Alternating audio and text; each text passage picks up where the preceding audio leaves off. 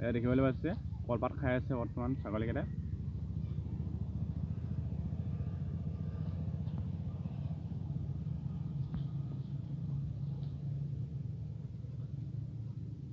তলত দিলে হেনে বস্তুবিলাক খাবলৈ অলপ অসুবিধা হয়, কিন্তু কলপাতটো ওলমাই দিব নোৱাৰি যে সেইকাৰণে তেনেকৈ দিয়া হৈছে। লোকেল পোৱালি দুটা আছে, বগাটো খাচী কৰিব লগা হৈ আছে, কোলাটো মাৰিছে।